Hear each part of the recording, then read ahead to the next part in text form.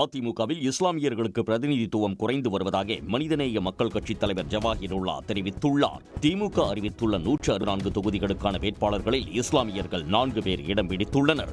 மேலும் திமுக கூட்டணியில் உள்ள இந்திய யூனியன் முஸ்லீம் லீக், மனிதநேய மக்கள் கட்சிகளுக்கு தலா 2 தொகுதிகளும், மனிதநேய ஜனநாயக கட்சி, SDPI ஆகிய கட்சிகளுக்கு தலா 1 தொகுதியும் ஒதுக்கப்பட்டுள்ளன. ஆனால் அதிமுகவில் எடப்பாடி பழனிசாமி அறிவித்த 150 வேட்பாளர்களில் ஒரு இஸ்லாமியர் வேட்பாளருக்கு மட்டுமே வாய்ப்பு வழங்கப்பட்டுள்ளது. தொடர்ச்சியாக அதிமுகவில் முஸ்லிம்களுக்கான பிரதிநிதித்துவம் மறுக்கப்பட்டு வருகிறது. முஸ்லீம் அமைச்சரே இல்லாத ஒரு அமைச்சரவைக்கு தலைமை தாங்கியவர் எடப்பாடி பழனிசாமி அவர்கள் என்பதையும் நான் இந்த நேரத்தில் நினைவுபடுத்த விரும்புகின்றேன். 12 முஸ்லீம் சட்டமன்ற உறுப்பினர்கள் சட்டமன்றத்தில் இருப்பார்கள் என்ற நம்பிக்கை எங்களுக்கு இருக்கின்றது. அனைத்து தரப்பு மக்களுக்காகவும் நாங்கள் உழைத்துக் கொண்டிருக்கின்றோம்.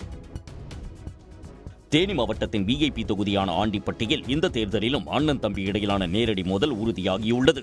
திமுக சார்பில் அண்ணன் மகாராஜன் களமிறங்க, அவரை எதிர்த்து அதிமுக சார்பில் அவரது தம்பி லோகிராஜன் போட்டியிடுகிறார். கடந்த 2 முறை திமுக சார்பில் அண்ணனே வெற்றி பெற்ற நிலையில் இந்த முறையும் அண்ணனுக்கே வெற்றி வாய்ப்பு அதிகம் உள்ளதாம். இதனால் அண்ணனை தோற்கடிக்க தம்பி பல வியூகங்களை அமைத்து பிரச்சாரம் மேற்கொள்ள இருப்பதாக கூறப்படுகிறது.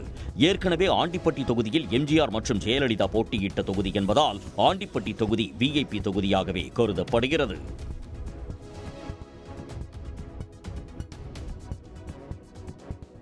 நாமக்கல் மாநகர அதிமுக செயலாளர் KPP பாஸ்கருக்கு சீட் வழங்கப்படாததை கண்டித்து அவரது ஆதரவாளர்கள் அதிமுக முன்னாள் அமைச்சரும் குமாரபாளையம் தொகுதி MLA-வுமான தங்கமணியின் வீட்டை முற்றுகையிட முயன்றனர். அதிமுக தலைமை வெளியிட்ட 2வது வேட்பாளர் பட்டியலில் நாமக்கல் தொகுதியில் மாநில வர்த்தக அணி இணைச் செயலாளர் ஸ்ரீதேவி PS மோகனுக்கு சீட் வழங்கப்பட்டுள்ளது. இதனால் ஆத்திரமடைந்த நாமக்கல் மாநகர செயலாளர் பாஸ்கர் தங்கமணியின் தூண்டுதலின் பேரிலேயே தனக்கு வாய்ப்பு மறுக்கப்பட்டதாக கூறி ஆதரவாளர்களுடன் தங்கமணி வீட்டை முற்றுகையிட முயன்றார். தகவல் அறிந்து வந்த போலீசார் அவர்களை தடுத்து நிறுத்தியதால் கடும் வாக்குவாதம் ஏற்பட்டது.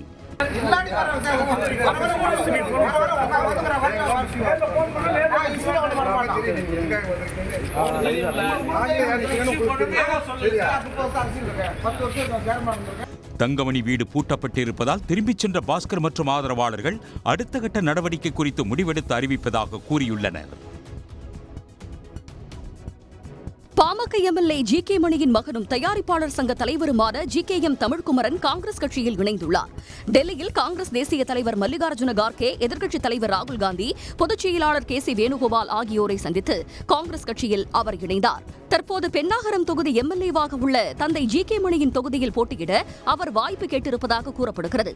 கடந்த மாதம் நடைபெற்ற தமிழ் திரைப்பட தயாரிப்பாளர்கள் சங்க தேர்தலில் நலம் காக்கும் அணி சார்பில் போட்டியிட்டு தமிழ்குமரன் வெற்றி பெற்றார். GKM தமிழ்குமரன் லைகா திரைப்பட தயாரிப்பு நிறுவனத்தில் தலைமை செயல் அதிகாரியாக இருந்து வருகிறார். பொன்னியின் செல்வன், இந்தியன் 2, வேட்டையன் போன்ற பிரம்மாண்ட படங்களின் தயாரிப்பு நிர்வாகத்தில் முக்கிய பங்கு வகித்தவர் ஆவார். வன்னிய சமுதாய மக்களுக்கு துரோகம் செய்த எடப்பாடி பழனிசாமி மற்றும் அன்புமணிக்கு எதிராக பிரச்சாரம் செய்யப்போவதாக மறைந்த ஜெயகுருவின் மகள் விருதாம்பிகை தெரிவித்துள்ளார். சென்னையில் செய்தியாளர்களிடம் பேசிய அவர் 10.5% இடஒதுக்கீடு கொடுத்து வன்னிய மக்களை ஏமாற்றி 2021 ஜெயித்த எடப்பாடி பழனிசாமி இப்போது அதை முடிந்து போன கதை என்கிறார் என்று குற்றம் சாட்டினார். இது ஏன்னா என்னோட தந்தையை எப்படி கொலை பண்ணாரோ அதே மாதிரி அவர் தந்தையும் கொண்டு போய் பின்தங்கிய நிலை கொண்டு போயிட்டாரு. அதே மாதிரி இந்த வன்னிய சமுதாய மக்களும் பின்தங்கிய நிலை கொண்டு போயிருக்காரு. அதனால தான் இந்த கட்சி ஒன்று ஆரம்பிச்சிருக்கோம். இந்த கட்சி ரீதியாக நாங்கள் மக்களை எல்லாருமே பிரச்சாரம் பண்ணி வீடு வீடாக கிராமமாக போய் எல்லா மக்கள்கிட்டையுமே நாங்கள் சொல்லி அன்புமணியை பற்றி சொல்லி இவர் பண்ணுறதை நம்பாதீங்க அப்படின்னு சொல்லி நாங்கள் பிரச்சாரம் மேற்கொண்டுறதா இருக்கோம். நாங்கள் 10.5% இடஒதுக்கீடு பற்றி முரண்பாடான கருத்து தெரிவிக்கும் எடப்பாடி அண்ணாமலை TTV தினகரனோடு கூட்டணி வைத்த அன்புமணிக்கு எதிராக பிரச்சாரம் செய்ய முடிவு செய்துள்ளதாகவும் விருதாம்பிகை கூறியுள்ளார்.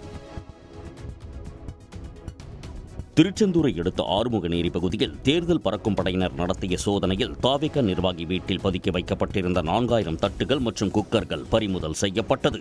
சட்டமன்ற தேர்தல் நெருங்கும் நிலையில் பல்வேறு பகுதிகளில் பறக்கும் படையினர் தீவிர சோதனையில் ஈடுபட்டு வருகின்றனர். அந்த வகையில் ஆறுமுகநேரி பகுதியில் வாக்காளர்களுக்கு கொடுக்க பரிசு பொருட்கள் பதுக்கி வைக்கப்பட்டிருப்பதாக பறக்கும் படை அதிகாரிகளுக்கு தகவல் கிடைத்துள்ளது.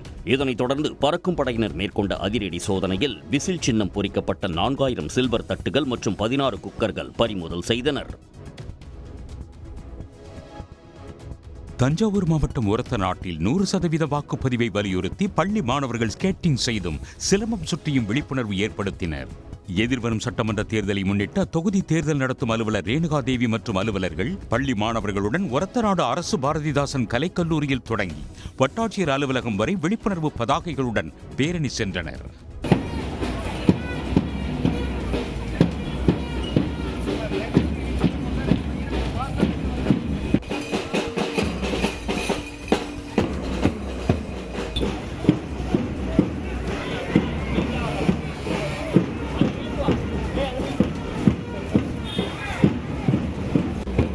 எல்லாரும் 100% வாக்களிக்கணும் அப்படிங்கிறதான் எங்கள் பள்ளியோட குறிக்கோளாகவும் மற்ற பொதுமக்களுக்கு இதை அறிவுறுத்துறதுக்காக தான் இந்த மாபெரும் பேரணியை நாங்கள் நடத்துகிறோம்.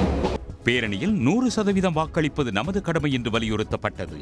வழிநெடுகிலும் மாணவர்கள் பேண்ட் வாத்தியங்கள் இசைக்க ஸ்கேட்டிங் மற்றும் சிலம்பம் சுற்றி சென்றது பார்வையாளர்களை ஈர்த்தது. தமிழ்நாடு மற்றும் புதுச்சேரி பார் கவுன்சில் தேர்தல் நாளை நடைபெறவுள்ளது. இதில் தமிழகம், புதுச்சேரியிலிருந்து மொத்தம் 1,540,000 வழக்கறிஞர்கள் வாக்களிக்க உள்ளனர். பார் கவுன்சில் தேர்தல் தொடர்பாக பேசிய தேர்தல் அதிகாரியான ஓய்வு பெற்ற நீதிபதி KN பாஷா, மூத்த வழக்கறிஞர் ஓம் பிரகாஷ் ஆகியோர் மொத்தம் 168 வாக்குச்சாவடி மையங்கள் அமைக்கப்பட்டுள்ளதாக கூறினர். இந்த QR கோடை எந்த வழக்கறிஞரும் பதிவு செய்யப்பெற்ற வழக்கறிஞர்கள், தமிழ்நாடு பார் கவுன்சில் பதிவு பெற்ற வழக்கறிஞர்கள் அவர்களுடைய என்ரோல்மெண்ட் நம்பரை போட்டால் வெப்சைட் இருக்குது. பார் கவுன்சிலுக்குன்னு தனிப்பட்ட வெப்சைட் இருக்குது. அந்த வெப்சைட்டில் அந்த நம்பரை போட்டு இதை டவுன்லோட் பண்ணிக்கலாம். இதுதான் ஃபஸ்ட்டு ஸ்டெப் இந்த QR கோட். இந்த தேர்தலில் 143 வழக்கறிஞர்கள் போட்டியிடுகின்றனர். காலை 10 மணி முதல் மாலை 5 மணி வரை நடைபெறும் தேர்தலில் 23 பார் கவுன்சில் உறுப்பினர்கள் தேர்வு செய்யப்பட உள்ளனர். தேர்தலையொட்டி துப்பாக்கி ஏந்திய போலீசார் பாதுகாப்பு பணியில் போடப்பட்டுள்ளதாகவும் அவர்கள் தெரிவித்தனர். விராலிமலை திருச்சி தேசிய நெடுஞ்சாலையில் உள்ள பூதக்குடி சுங்கச்சாவடி கட்டணம் மீண்டும் உயர்ந்து வருகிற 1ஆம் தேதி முதல் அமலுக்கு வர இருப்பதால் வாகன ஓட்டிகள் அதிருப்தி அடைந்துள்ளனர். தற்போது நடைமுறையில் இருக்கும் கட்டணத்தில் இருந்து 5 முதல் 10% வரை சுங்க கட்டணத்தை உயர்த்தி தேசிய நெடுஞ்சாலைகள் துறை ஆணையம் அறிவிப்பு வெளியிட்டுள்ளது. அதன்படி இந்த புதிய கட்டண முறை 1ஆம் தேதியிலிருந்து அமலுக்கு வருகிறது. கார், பயணிகள் வேன், ஜீப் சென்று வர 155 ரூபாயிலிருந்து 160 ரூபாயாக உயர்த்தப்பட்டுள்ளது. அதாவது இலகுரக வாகனங்களுக்கு தற்போது வசூலிக்கப்படும் தொகையில் இருந்து 5 விழுக்காடு அதிகமாக வசூலிக்கப்பட உள்ளது. கனரக வாகனங்களுக்கு தற்போது வசூலிக்கப்படும் தொகையில் இருந்து 10 விழுக்காடு அதிகமாக வசூலிக்கப்பட உள்ளதால் வாகன ஓட்டிகள் அதிருப்தி அடைந்துள்ளனர். நீலகிரி மாவட்டம் உதகை அருகே இரைத்தேடி குடியிருப்பு பகுதியில் உலா வந்த சிறுத்தையால் கிராம மக்கள் பீதி அடைந்துள்ளனர். வனப்பகுதிகளில் இருந்து வெளியேறி இரைத்தேடி குடியிருப்பு பகுதிகளில் உலா வரும் சிறுத்தைகள் செல்லப்பிராணிகளை வேட்டையாடி வருகின்றனர். இதுபோன்ற சம்பவங்கள் அடிக்கடி நடக்கும் நிலையில் கடநாடு கிராமம் மற்றும் மாவுக்கல் கிராம பகுதிகளில் இரவில் சிறுத்தை ஒன்று உலா வந்துள்ளது. மேலும் அங்கிருந்த ஒரு வீட்டின் முன்பு வந்த சிறுத்தை இரும்பு தடுப்புகளை தாண்ட முடியாமல் நீண்ட நேரம் அங்கேயே அமர்ந்திருந்தது.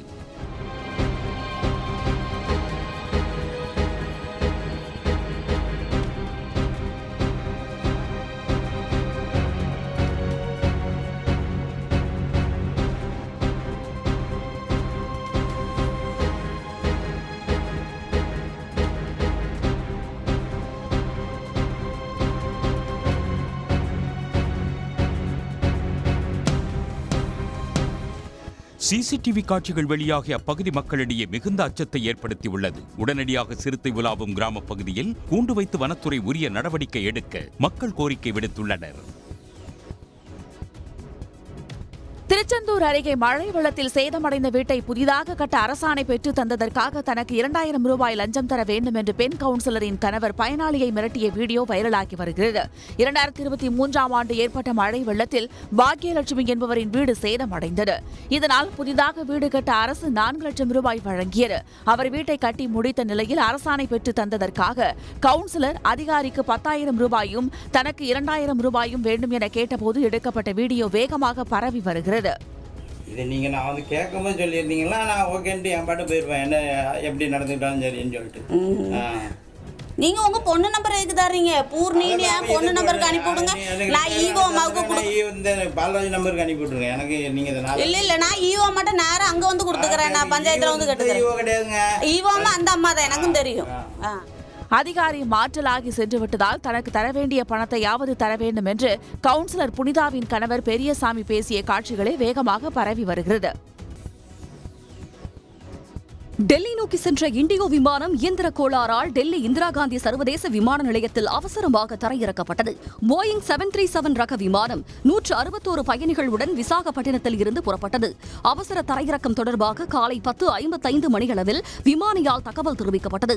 இதைத் தொடர்ந்து ஓடுதளத்துக்கு தீயணைப்பு வாகனங்கள், அவசர ஊர்திகள் வரவழைக்கப்பட்டு பாதுகாப்பு நடவடிக்கைகள் மேற்கொள்ளப்பட்டதாக கூறப்படுகிறது. இந்நிலையில் தொழில்நுட்ப கோளாறு கண்டறியப்பட்டதால் முன்னெச்சரிக்கை நடவடிக்கையாக விமானம் தரையிறக்கப்பட்டதாக இண்டிகோ தரப்பில் தெரிவிக்கப்பட்டுள்ளது. விமானத்தில் இருந்த பயணிகள் அனைவரும் பாதுகாப்பாக வெளியேற்றப்பட்டதாகவும் தெரிவிக்கப்பட்டது. மேற்கு வங்கத்தில் மொத்தமுள்ள 294 தொகுதிகளிலும் போட்டியிடப் போவதாக காங்கிரஸ் கட்சி அறிவித்துள்ளது. தமிழ்நாடு, புதுச்சேரி, கேரளா, மேற்கு வங்கம், அஸ்ஸாம் ஆகிய 5 மாநிலங்களுக்கு இந்த ஆண்டு சட்டமன்ற தேர்தல் நடைபெறவுள்ளது. மேற்கு வங்கத்தில் ஏப்ரல் 23 மற்றும் 29 ஆகிய தேதிகளில் தேர்தல் நடைபெற இருக்கிறது. இந்நிலையில் மேற்கு வங்க தேர்தல் தொடர்பாக காங்கிரஸ் கட்சியின் உயர்மட்ட ஆலோசனைக் கூட்டம் டெல்லியில் நடைபெற்றது. இதில் காங்கிரஸ் கட்சியின் தலைவர் மல்லிகார்ஜுன கார்கே, எதிர்க்கட்சித் தலைவர் ராகுல் காந்தி உள்ளிட்ட தலைவர்கள் பங்கேற்றனர். இதையடுத்து செய்தியாளர்களிடம் பேசிய அக்கட்சியின் மேற்கு வங்க பொறுப்பாளர் குலாம் அஹ்மத் மீர், மேற்கு வங்கத்தில் அனைத்து தொகுதிகளிலும் காங்கிரஸ் களம் காணும் என்று தெரிவித்துள்ளார். 2023ஆம் ஆண்டில் பிளெக்சி கட்டணம் தட்கல் மற்றும் பிரீமியம் தட்கல் மூலம் பயணிகளிடமிருந்து கூடுதலாக 12,128 கோடி ரூபாய் வசூலித்ததாக ரயில்வே அமைச்சர் அஸ்வினி வைஷ்ணவ் தெரிவித்துள்ளார். மார்க்சிஸ்ட் கம்யூனிஸ்ட் உறுப்பினர் ஜான் பிரிட்டாஸ் மாநிலங்களவையில் எழுப்பிய கேள்விக்கு அளித்த பதிலில் இந்த விவரம் தெரிய வந்துள்ளது. மேலும் டிக்கெட் ரத்து செய்த கட்டணங்கள் உட்பட பயணிகள் தொடர்புடைய இதர சேவைகள் மூலம் மேலும் 7,674 கோடி ரூபாய் வசூலிக்கப்பட்டதும் தெரிய வந்துள்ளது. இது தொடர்பாக ஜான் பிரிட்டாஸ் எக்ஸ் சமூக வலைதளத்தில் செய்துள்ள பதிவில் 2026இல் புதுப்பிக்கப்பட்ட புள்ளி விவரங்களை கேட்டபோது அவற்றை வெளியிட ஒன்றிய அரசு மறுக்கிறது என்று குறிப்பிட்டுள்ளார். மேலும் நாடாளுமன்றத்தில் பதிலளிக்க வேண்டிய கடமைகளில் இருந்து தந்திரமாக தப்பிக்கும் ஒன்றிய அரசின் செயல்களில் இன்றைய பதிலும் முதன்மையான இடத்தை பிடிக்கும் தகுதி கொண்டது என்று விமர்சித்த ஜான் பிரிட்டாஸ் ஏன் இந்த ரகசியம் என்ன மறைக்கப்படுகிறது என்றும் கேள்வி எழுப்பியுள்ளார். சென்னை திருவொற்றியூர் தொகுதியில் போட்டியிடும் அதிமுக வேட்பாளர் குப்பனை ஆதரித்து வாக்கு சேகரித்த எடப்பாடி பழனிசாமி டெல்லி சென்றது பற்றிய விமர்சனத்திற்கு டெல்லி சென்றால் என்ன தவறு என வினவியுள்ளார். என்டிஏ கூட்டணிக்கு அதிமுக தான் தலைமை என்றும் அவர் உறுதிபட தெரிவித்துள்ளார்.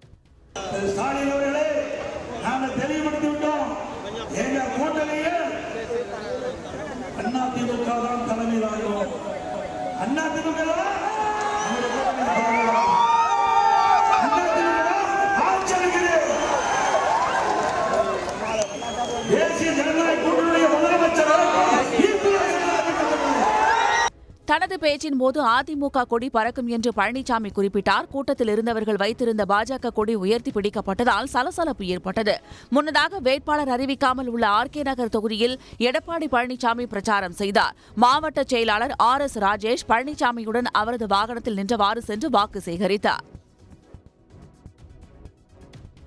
அரசியல் கூட தெரியாமல் ஒருவர் கட்சி நடத்துவதாக நடிகர் விஜயை திராவிட கழக தலைவர் கி வீரமணி கடுமையாக சாடினார். பட்டுக்கோட்டையில் திராவிட கழகம் சார்பில் பரப்புரை கூட்டம் நடைபெற்றது.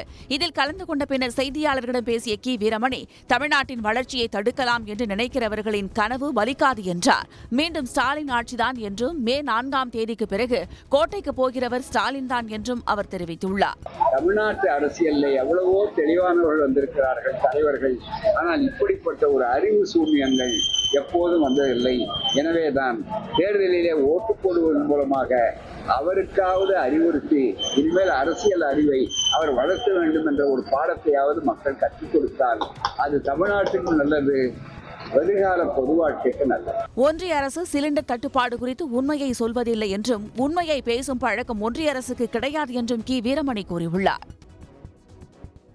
திருவாரூரில் இன்று உலக புகழ்பெற்ற ஆழி தேரோட்டம் நடைபெறுகிறது. வரலாற்று சிறப்புமிக்க திருவாரூர் தியாகராஜ சுவாமி ஆலயத்தின் முக்கிய விழாவான பங்குனி உத்திர பெருவிழா கடந்த மார்ச் 6ஆம் தேதி கொடியேற்றத்துடன் துவங்கி நடைபெற்று வருகிறது. விழாவின் முக்கிய நிகழ்ச்சியான ஆழி தேரோட்டம் இன்று காலை நடைபெறுகிறது. இதற்காக தியாகராஜர் அஜபா நடனத்துடன் ஆழி தேரில் எழுந்தருளினார்.